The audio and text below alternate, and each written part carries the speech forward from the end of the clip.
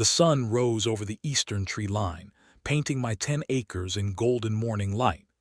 I stood on my back porch, coffee mug warming my hands in the crisp fall air, watching the day begin on the property I had worked 15 years to acquire. Three of my best trained companions, Rex, a German shepherd with intelligent eyes, Maya, a Belgian Malinois with perfect posture, and Titan, my veteran security dog, sat dutifully beside me, alert but relaxed. This morning ritual never failed to fill me with quiet pride. I had purchased this land when it was nothing but overgrown fields and a dilapidated farmhouse, back when this area was purely rural and development was just a distant rumor. The location was perfect, close enough to the city for client convenience, but far enough out to have the space and privacy my business required. My neighbors were few and distant, mostly other long-time residents who valued the peaceful countryside as much as I did. After years of renovation and construction, I had transformed the property into Sentinel K-9 Academy, one of the most respected training facilities in the state. We specialized in service dogs for veterans and security dogs for various applications, everything from personal protection to corporate security. The former pastures now contained professional training courses, obstacle runs, and specialized training environments. The old barn had been converted into climate-controlled kennels and an indoor training facility for inclement weather. My clients included police departments, security firms, and private individuals seeking highly trained canine partners. My reputation had been built on results, dogs that performed their duties with exceptional skill and reliability. This was not just my business, it was my calling. I understood these animals in a way few others did, and watching them fulfill their potential under my guidance brought me satisfaction no corporate job ever could. My days followed a rhythm as natural as the seasons, early mornings with my own dogs, client sessions throughout the day, and evenings spent maintaining the property and planning new training scenarios. I kept to myself most days, venturing into town only when necessary for supplies or the occasional dinner at the local diner. My independence was precious to me, something I had structured my entire life around protecting. The first signs of change appeared gradually. What began as distant construction noise became visible development. A large parcel of land about a half-mile down the road had been sold to developers. Each month, the skeleton frames of suburban homes rose higher, creeping closer to my eastern property line. Soon a sign appeared, Oakwood Estates, luxury living coming soon. I paid little attention. My property predated these developments by many years, and rural residents like myself were protected by grandfather clauses and agricultural zoning designations. In town one day, I overheard talk of a homeowners association forming in the new development. People spoke of property value protections and community standards. I remember smiling to myself, grateful to be outside such restrictions. My business required specialized equipment, training areas, and of course, the dogs themselves. Such operations would never fit within the tidy constraints of an HOA. They are quite serious about their rules, the hardware store owner warned as he rang up my fencing supplies. Those city folks moving in have big ideas about how everything should look around here. I nodded politely but dismissed his concerns. My property was well outside their jurisdiction. Their rules had nothing to do with me. How wrong I would prove to be. The storm that was gathering would soon threaten everything I had built. Beginning with a chance encounter at a community event I only attended out of courtesy. But that morning, watching the sunrise with my dogs, such troubles felt impossible in the peaceful world I had created. The town was hosting its annual harvest festival, a tradition I usually observed from a distance. This year, however, I had been invited to demonstrate some of my training techniques as part of the entertainment. It seemed a good opportunity to generate local interest in my services, so I agreed, bringing Rex and Maya to showcase their discipline and skills. Our demonstration went well, drawing appreciative applause from the gathered families. As I was packing up my equipment, a woman approached me. She was perhaps 50, expensively dressed with salon-perfect blonde hair and a practiced smile that never quite reached her eyes. She extended a manicured hand. "That was quite impressive," she said, watching Maya sit perfectly still despite children running nearby. "I am Patricia Winters. I head the Homeowners Association at Oakwood Estates. You must be from the old training facility down Riverside Road." I nodded, shaking her hand briefly. "Yes, Sentinel K-9 Academy. I have owned that property for 15 years now." Something in her expression shifted subtly, a momentary calculation visible behind her smile. 15 years. My goodness. So you have seen all the wonderful changes in our area recently. The development has really elevated the entire region. She continued speaking, her tone pleasant but with an undercurrent I could not quite place. Patricia commented on my rustic operation, asking pointed questions about how many dogs I typically housed, whether they were outside at night, and if I had considered how the training equipment appeared from the road. "Property values are the foundation of community prosperity," she explained, her voice taking on a rehearsed quality. "At Oakwood, we have very specific standards about external structures and noise levels. The entire area benefits when everyone maintains certain standards." I listened politely, increasingly puzzled by her interest in my property, which was well outside her development. After several minutes of thinly veiled comments about my operation, I excused myself, eager to return home. As I loaded Rex and Maya into my truck, I noticed Patricia watching me, that calculating look returning to her face. 3 days later, an official-looking envelope appeared in my mailbox. Inside was a letter printed on Oakwood Estates Homeowners Association letterhead. I read it with growing disbelief. "Dear property owner, this notice serves as a formal warning regarding multiple violations observed on your property at 1420 Riverside Road. These violations include unsightly kennels visible from community roads, excessive canine noise disturbing residents, unauthorized commercial activity, and exterior structures not conforming to community standards. You have 30 days to address these violations or face fines of $100 per day per violation. Sincerely, Patricia Winters, HOA President." I read the letter twice, initially assuming it was delivered to me by mistake. Then I noticed handwritten at the bottom, "I enjoyed meeting you at the festival. I am sure we can work together to bring your property into compliance. Patricia." That evening, I spread my property documents across the kitchen table. I reviewed the deed, my zoning permits, and county records confirming what I already knew. My property was outside any HOA jurisdiction, situated in an agricultural zone that specifically permitted animal husbandry and training. My business was fully licensed and had passed all county inspections. I placed the warning letter beside these documents, a sinking feeling growing in my stomach. This was not a mistake. Patricia Winters knew exactly what she was doing. The HOA had no authority over my property, yet she had deliberately sent this threatening letter as if she had legal standing to enforce these so-called violations.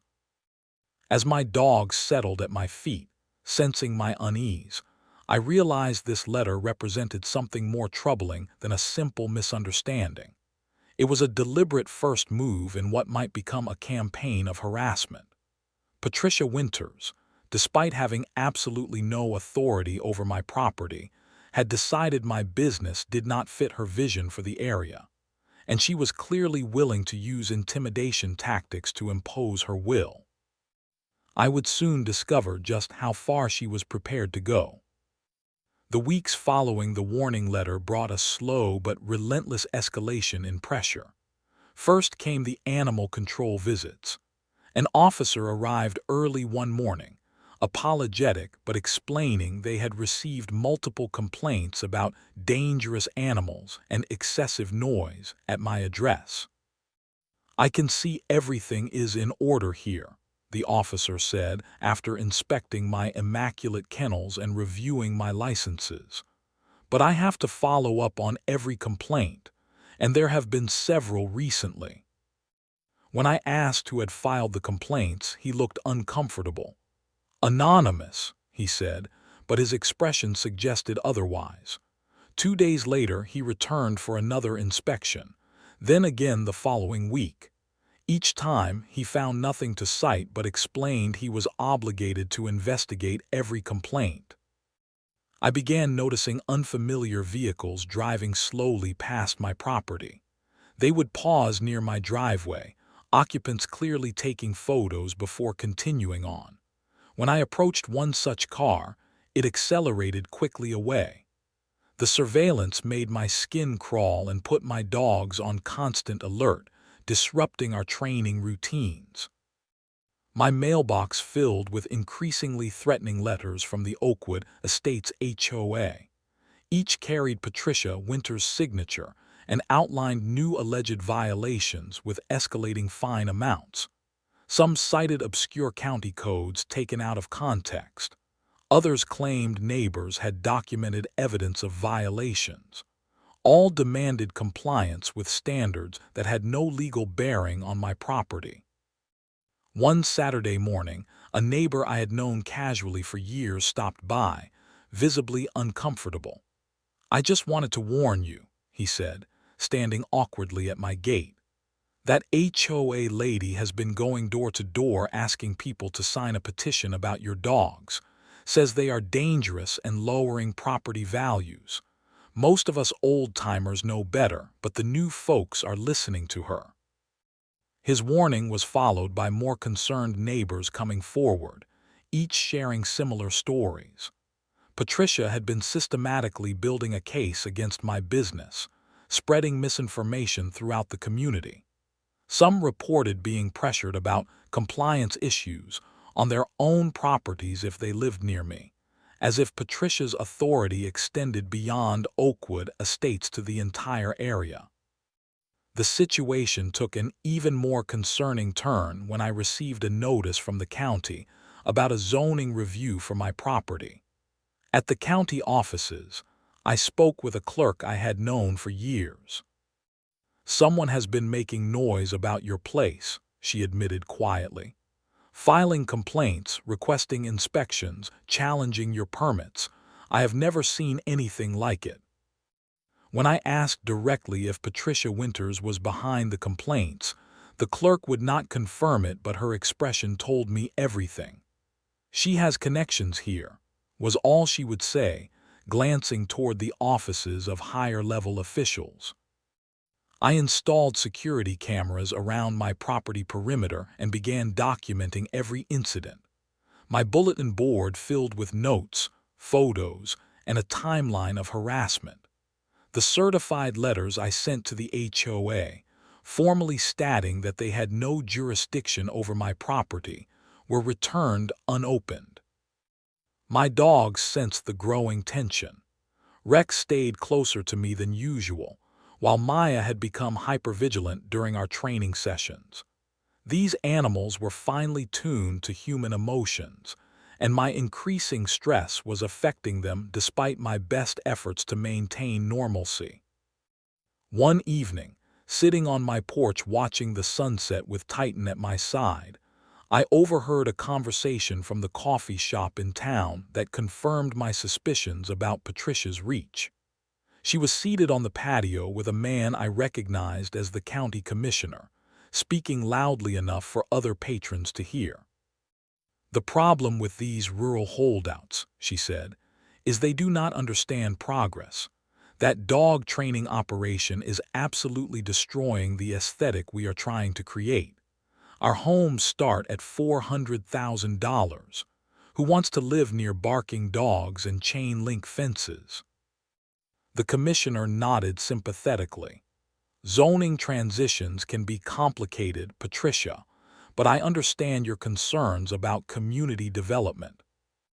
I have invested too much in Oakwood to let one stubborn business owner affect our property values, she continued. Something will have to be done. That night I made two decisions. First, I would document everything meticulously, every letter, every drive-by, every suspicious complaint. Second, I would not be intimidated into abandoning the business and home I had built through years of hard work. If Patricia Winters wanted a fight, she would discover I was prepared to defend what was rightfully mine. What began as annoyance had transformed into something more serious, a methodical defense against what now clearly appeared to be a calculated campaign to drive me out. I did not yet know how far Patricia would go, but I was determined to be ready when she made her next move. Sunday afternoons were typically quiet at Sentinel K-9 Academy. I used these hours for paperwork and planning the upcoming training week. This particular Sunday, I sat at my desk reviewing client files when my security system chimed with an alert. Movement had been detected along the eastern perimeter of my property. I glanced at the monitor and froze. Two men in matching light blue polo shirts with the Oakwood Estates logo were walking boldly across my training field. They carried clipboards and a measuring tape. One was photographing my kennel structure while the other made notes. They moved with the confident authority of people who believed they had every right to be there. I grabbed my phone to record, pulled on my boots, and whistled softly for Rex, Maya, and Titan. The dogs fell into position behind me as I stepped outside. The trespassers had not noticed me yet, continuing their inspection of my property. I approached quietly, my phone recording their activities, and stopped about 20 feet away. "Excuse me," I called out firmly. "You are on private property. What exactly do you think you are doing?" Both men startled, turning toward me with surprised expressions that quickly hardened into something more confrontational. The taller one stepped forward, clipboard in hand. "We are conducting a compliance inspection," he stated with practiced authority. "There have been multiple reports of violations on this property." I remained calm but unyielding. "This is private property. You did not request permission to enter. You need to leave immediately." The second man, shorter but with the same air of officialdom, joined his colleague. "We represent the Oakwood Estates Homeowners Association. We have authority to inspect compliance issues in the community." "This property is not part of Oakwood Estates," I replied, maintaining my position. "You have no jurisdiction here. You are trespassing, and I am recording this conversation." They exchanged glances. The taller one consulted his clipboard with exaggerated confidence.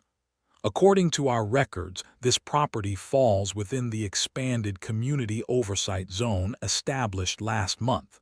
We have every right to document violations." "There is no such thing as an expanded community oversight zone," I said, my patience wearing thin. "This property predates your development by many years. Now I am asking you once more to leave." Their dismissive body language made it clear they had no intention of complying. The shorter man actually smirked as he raised his camera to take another photograph of my kennels. "The violations will be addressed," he stated flatly. "Mrs. Winters has made it clear that non-compliance is not an option." At that moment, Rex, who had been sitting perfectly still behind me, stood up. Maya and Titan followed suit, their training keeping them in position but clearly alert to the rising tension. The men's attention shifted to the dogs, and I saw the first flicker of uncertainty cross their faces. "Those dogs better be restrained," the taller man said, taking an involuntary step backward. "My dogs are trained security animals under perfect control," I replied. "Unlike you, they know exactly where they are supposed to be." I gave a subtle hand signal. The three dogs moved forward and to the sides, executing a perfect containment maneuver, not approaching the men directly but effectively creating a perimeter around them. It was a standard security formation, designed to control a situation without aggression. The effect was immediate and dramatic. These were not ordinary family pets responding randomly. These were highly trained security dogs demonstrating precision movement and absolute discipline. They made no sound, showed no teeth, but their purposeful positioning and unwavering focus communicated everything necessary. The color drained from both men's faces as they suddenly recognized the difference between complaining about neighborhood dogs and confronting professional security animals on their home territory. "Call them off," the shorter man demanded, his voice rising in pitch. "They are not attacking you," I said calmly. "They are simply securing their territory, which you have illegally entered. The dogs will remain exactly where they are until you leave my property." The men began backing toward the eastern boundary line. I followed at a distance, my dogs maintaining their positions relative to the retreating trespassers. When they reached the property line, the taller man attempted one last show of authority. "This is not over. Mrs. Winters will be hearing about this. Expect consequences." I remained silent, watching as they hurried to a car parked on the road and drove away. Only when they were gone did I signal the dogs to stand down, rewarding them with quiet praise for their perfect performance. That afternoon, I drove to the police station to file a trespassing report. I showed the officer my recording of the incident and explained the ongoing harassment. Though he took my statement, his response was tepid at best. "Honestly, we try not to get involved in HOA disputes," he said with a shrug. "These things tend to resolve themselves." "This is not an HOA dispute," I explained again. "My property is not under their jurisdiction. These men trespassed on private property and implied they had legal authority they do not possess." The officer nodded vaguely, promising to look into it, but making it clear not to expect much. As I left the station, I understood why Patricia Winters had become so bold in her actions. Her connections extended throughout local authority structures, creating a network of influence that allowed her intimidation tactics to continue unchallenged. Driving home, I realized this conflict would not be resolved through normal channels. If I wanted to protect my property and business, I would need to take a different approach. Patricia Winters had resources and connections, but I had something she did not expect: determination, and the knowledge that I was legally in the right. The time had come to fight back with something more powerful than security dogs. I needed legal teeth. My dining room transformed into a war room over the following days.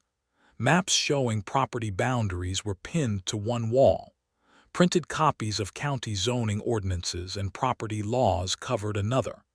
A detailed timeline of harassment incidents grew longer each day, annotated with photographs, dates, and names of witnesses. I spent hours researching property rights, trespassing statutes, and harassment laws, making careful notes of relevant sections. The law was unambiguously on my side, but knowing the law and effectively using it were different matters. I needed professional help. Attorney James Mercer came highly recommended for property disputes. His office occupied the second floor of an old Victorian in town, wood-paneled walls lined with law books and framed credentials. He reviewed my documentation with methodical precision, occasionally nodding or making notes. "This is one of the most organized cases of harassment I have seen," he finally said, removing his reading glasses. "And unfortunately, one of the clearest. There is absolutely no legal basis for any HOA jurisdiction over your property, not even close." He tapped the stack of threatening letters. "These constitute harassment under state law. The trespassing incident alone is actionable. The false claims to animal control could constitute filing false reports." "So I have a case?" I asked. "You have several," he confirmed.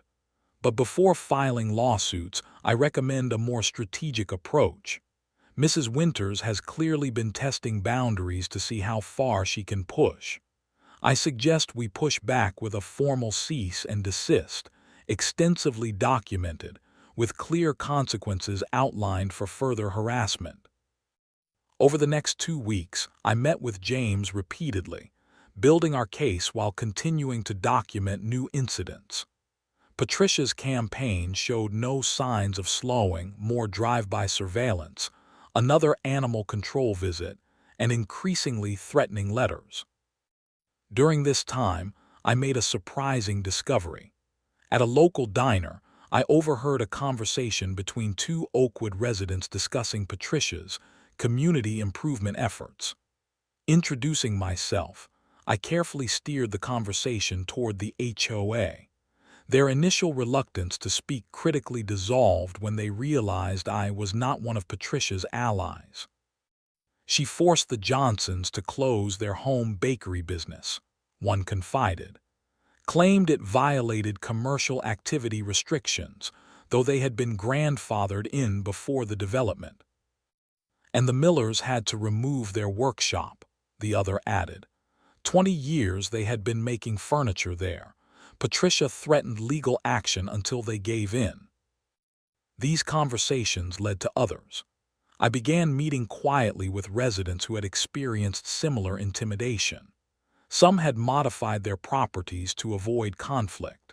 Others had abandoned businesses or hobbies. One elderly couple was considering selling their home of 30 years because they could not afford to make the cosmetic changes Patricia demanded, despite living outside Oakwood boundaries. A pattern emerged. Patricia systematically targeted properties she deemed undesirable for her vision of the community, regardless of HOA boundaries. Most victims lacked the resources or knowledge to fight back effectively. They capitulated one by one, strengthening her sense of authority with each victory. In a coffee shop meeting with 5 such neighbors, one man summarized the situation perfectly. "She is not just enforcing rules. She is expanding her territory house by house. Anyone who gives in becomes part of her empire." Armed with these testimonies and my extensive documentation, James and I prepared our counterattack. The cease and desist letter he drafted was 27 pages long, including attachments documenting every incident of harassment, every false claim, and every trespass. It cited relevant laws Patricia had violated and included statements from multiple witnesses. "This is not just a warning," James explained as I reviewed the document. "This is a demonstration of power. She needs to understand you are not another easy target. You have the law, the evidence, and the determination to fight back." The most powerful section came at the end, a clear statement of consequences if the harassment continued, including lawsuits for harassment, trespassing, defamation, tortious interference with business, and abuse of process. As I signed the letter in James's office, I felt a shift in my approach to this conflict. For months, I had been on the defensive, reacting to Patricia's actions. Now, with Rex lying calmly at my feet, I was taking control of the situation, preparing to meet her on ground I had carefully prepared. "How should we deliver this?" I asked, watching James place the substantial document in a large envelope. For maximum impact, I recommend we deliver it publicly at the next HOA meeting, he replied. According to their bylaws, these meetings are open to the community for comment, even from non-members. Patricia has been using public pressure against you. Let us see how she handles public accountability. I nodded, feeling a strange calm replace months of anxiety. The confrontation ahead would not be easy, but for the first time since this ordeal began, I was no longer merely defending my territory. I was reclaiming it. The Oakwood Estates Community Center was modern and pristine. Its meeting room filled nearly to capacity when James and I arrived. We stood quietly at the back as Patricia Winters conducted the monthly HOA meeting with practiced efficiency. She wore a tailored blazer and pearl necklace, pointer in hand, as she addressed the gathered residents. Item 7 on our agenda concerns external property standards, she announced, advancing her presentation slide to show a series of photographs. We continue to document violations that affect our community aesthetic and, consequently, our property values. I felt a surge of anger as I recognized several of the photos. They were of my property, taken during the illegal trespassing incident. Patricia was using these images as examples of violations to her community, despite having no jurisdiction over my land. James nodded slightly, our signal to proceed. We moved forward through the center aisle, the room falling silent as people noticed our approach. Patricia stopped mid-sentence, her expression shifting from confusion to recognition, and finally to a carefully composed mask of authority. "This is a private meeting," she said, her voice sharp. "If you have concerns, you can schedule an appointment with the board." James stepped forward. "Good evening. I am James Mercer, attorney. My client and I are here on official business that cannot wait for an appointment." Before Patricia could object further, I placed the thick envelope containing our cease and desist letter on the podium before her. "This is a formal cease and desist notice regarding your persistent harassment and trespassing on my property." Patricia stared at the envelope without touching it. "This is highly inappropriate. If you have complaints, there are proper channels." "We have attempted proper channels for months," I interrupted calmly. "Every letter sent to the HOA has been returned unopened. Every reasonable request to stop your harassment has been ignored." James addressed the room. "For those who do not know, my client's property at 1420 Riverside Road is not part of Oakwood Estates.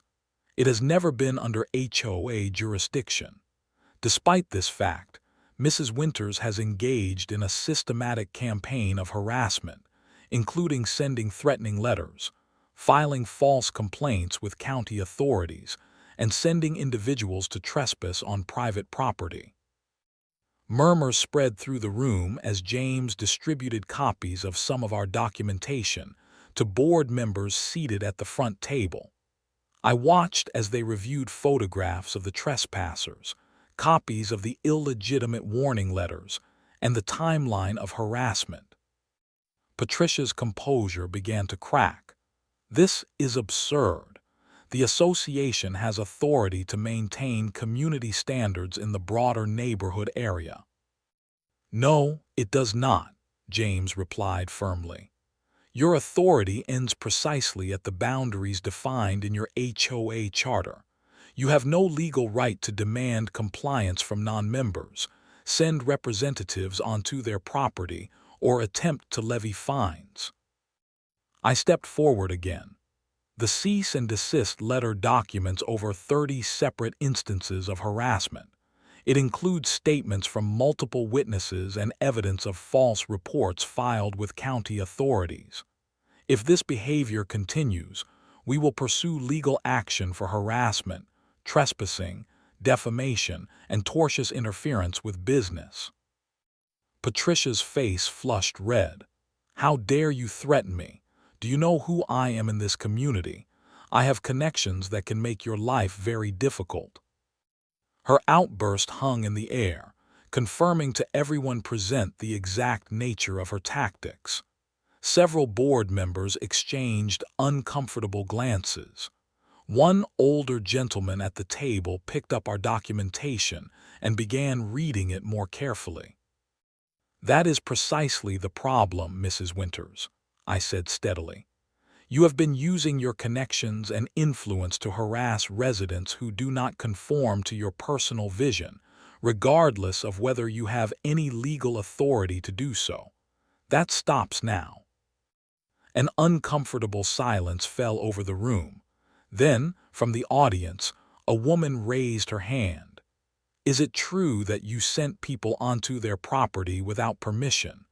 Because you told us that you had county authorization for compliance inspections." Another resident spoke up. "And those photos you just showed us, you said they were taken from public roads. Were they actually taken by trespassers?" Patricia's composure collapsed entirely. "This meeting is adjourned," she announced abruptly, gathering her papers. "We will continue the agenda next month." As she attempted to leave the podium, James spoke once more. "The cease and desist requires acknowledgement of receipt, Mrs. Winters. Please sign the included form before you leave." With trembling hands and a tight expression, Patricia scribbled her signature on the form James presented, then hurried from the room through a side door. The remaining board members sat in stunned silence. Before leaving, I addressed the room one final time. "I have no quarrel with Oakwood Estates or its residents. My business has operated legally for 15 years, and I intend to continue doing so. All I ask is the same respect for property rights that each of you would expect for your own homes." As James and I walked out, several residents approached us with lowered voices, sharing their own experiences with Patricia's overreach. The confrontation had accomplished more than just delivering our legal notice. It had publicly exposed tactics that had previously operated in the shadows. In the parking lot, James shook my hand. "That went even better than expected. The public setting was perfect. She showed her true colors and everyone saw it." I nodded, feeling a weight lifting that had been present for months. "What happens now?" "Now," he said with a slight smile, "we wait to see if she is wise enough to back down. But given what we just witnessed, I suggest you keep your security cameras running." The weeks following the confrontation brought a strange new silence to my property. No more letters appeared in my mailbox. The drive-by photography sessions ceased entirely. Animal control officers no longer made their regular appearances. My security cameras captured only legitimate visitors and the occasional wildlife wandering through. I maintained vigilance nonetheless, continuing to document my daily activities and keeping James updated on the situation. My dogs sensed the change in atmosphere, returning to their normal routines without the heightened alertness that had characterized recent months. 3 weeks after the HOA meeting, I was selecting lumber at the hardware store when a man approached me hesitantly. I recognized him as one of the Oakwood Estates board members who had been present during the confrontation. "Excuse me," he said, glancing around to ensure no one was listening. "I wanted to let you know there have been some changes at Oakwood. We held an emergency board meeting last week. Patricia has been placed on probation pending a vote for removal as president." I nodded, carefully keeping my expression neutral. "I appreciate you telling me." "The documentation you provided opened a lot of eyes," he continued. "After you left that night, other residents came forward with similar stories. We discovered Patricia had been acting unilaterally in many cases, without board approval. Some of the actions taken in the HOA's name were never authorized. He paused, then added, "She apparently believed that once the development expanded, older properties like yours would eventually be pressured into compliance or forced to sell. She had been assuring potential home buyers that the rural eyesores would soon be gone." This confirmation of Patricia's true motives did not surprise me, but hearing it stated so plainly was vindicating. I thanked him for the information and finished selecting my materials. The following weekend, I installed new signage along my property boundaries, professional metal placards reading "Private Property" and K-9 Security Training Facility, "No Trespassing." These were not defiant gestures but clear communication of boundaries, something that had been desperately needed. My business continued to thrive. In fact, word of the confrontation had somehow spread through the community, bringing new clients curious about the trainer whose security dogs had stood their ground against HOA overreach. I found myself telling the story more often than I had expected, usually ending with the importance of knowing your rights and standing firm when they are challenged. A month later, driving past Oakwood Estates, I noticed a moving truck parked outside Patricia's house. A "For Sale" sign stood prominently on her manicured lawn. I did not slow down or stare, simply nodding the development with quiet satisfaction. The system that had enabled her behavior had ultimately rejected her when her actions were brought to light. That evening, I stood in my familiar spot watching the sunset, my 3 loyal companions at my side. The property stretched before me, peaceful once more. The training equipment, the kennels, the fields where my dogs practiced their skills, all of it represented not just a business but a way of life I had fought to protect. The battle had never been solely about property rights or business operations. It had been about the right to exist on your own terms, to build something valuable without fear of arbitrary interference. In standing my ground, I had not only protected my own interests, but perhaps made it easier for others to defend theirs. As the sun dipped below the horizon, painting the sky in brilliant oranges and purples, I reflected on the lessons of the past months. Bullies exist at every level of society, from schoolyards to homeowners associations. They rely on intimidation and the silence of those they target.